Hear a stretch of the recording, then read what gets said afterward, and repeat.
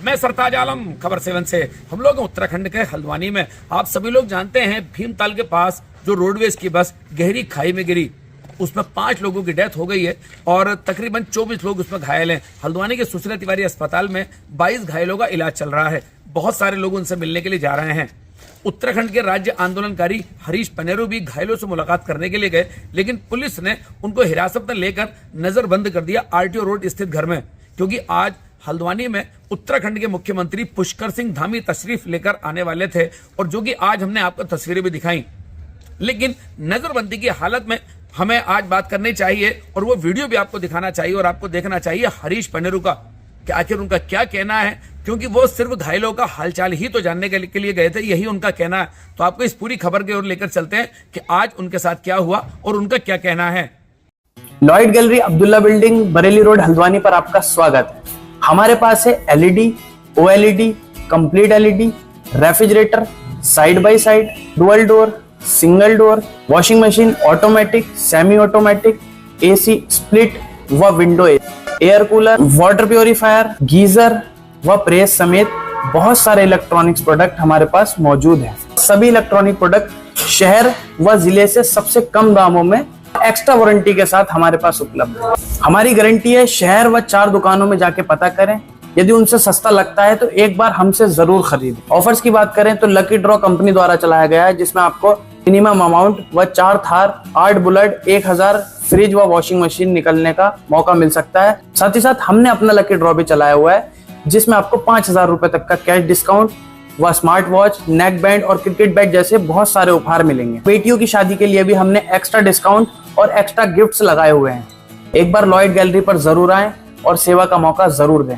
धन्यवाद।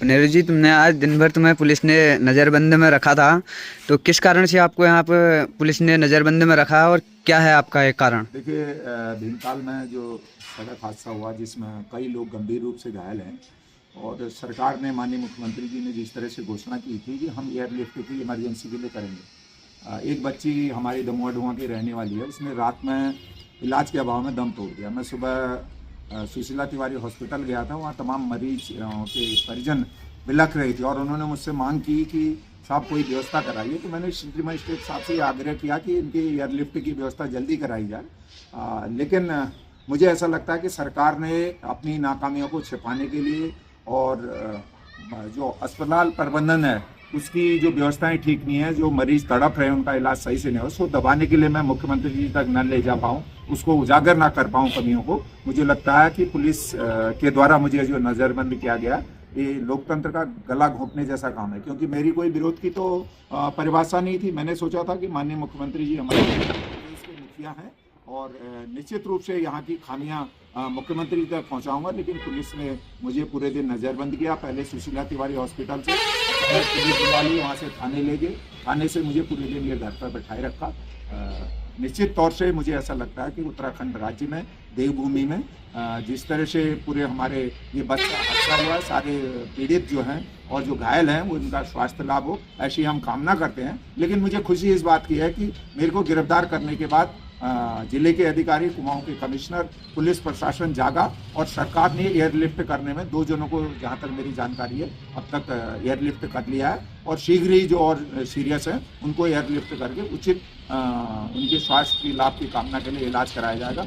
और निश्चित रूप से मैं नज़रबंद जरूर हुआ हूँ, लेकिन मैं उत्तराखंड निवासियों से कहना चाहता हूँ कि जहाँ जहाँ इस तरह से आज हमारे पास हल्द्वानी कुमाऊं का द्वार है और सुशीला तिवारी हॉस्पिटल में कोई व्यवस्था नहीं है, यहाँ इमरजेंसी की कोई नहीं है, तो ये गंभीर बीमारियों के इलाज के लिए कोई व्यवस्था नहीं, ये चिंतन और मनन का विषय है और सत्ताधारी दल को इसमें कदम उठाना चाहिए। सुशीला तिवारी, जो नारायण दत्त तिवारी ने एक विस्तृत हॉस्पिटल बनाया था, वो जहाँ का वहीं पड़ा है, वो इसमें अव्यवस्थाओं का अंबार है। सरकार इसके लिए पैसा दे और इसकी व्यवस्थाएं ठीक है।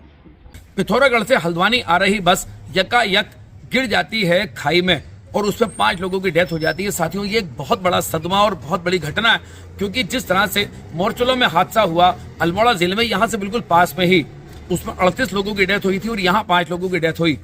अब खैर, जो हिरासत में लिया गया हरीश पेनेरू को, वो एक बिल्कुल अलग का मसला है। लेकिन इस पूरे मामले से कहीं ना कहीं स्थानीय प्रशासन उसमें घबराहट का माहौल रहता है। इसी कारण हरीश पेनेरू को आज उनके घर पर ही नजरबंद कर दिया गया। हालांकि शाम के बाद वो नजरबंदी खोल भी दी गई। तो साथियों, इसमें सबसे बड़ा मसला देखिए अब यह है कि इस पूरे मामलों की जांच हो कि आखिर ये हादसे लगातार जो हो रहे हैं वो चिंता का विषय बन रहे हैं। 22 घायल हैं, उनका इलाज चल रहा है और एक जो घायल है उसको एयरलिफ्ट कर ऋषिकेश भी भेजा गया। ऋषिकेश से चिकित्सक भी आए और पहाड़ों के अंदर अस्पतालों का हाल बुरा है। खैर साथियों, हमने आपको ये पूरी तस्वीरें दिखाई और हरीश पेनेरू की बात भी आप तक पहुंचाई। तो साथियों, आपको हमारी ये लाइव कवरेज कैसी लगी बताना ना भूलें और इसमें लाइक, शेयर और कमेंट जरूर करें। साथियों, मैं चलता हूं, मैं आपका दोस्त, आपका भाई, मैं सरताज आलम, खबर 7 हल्द्वानी।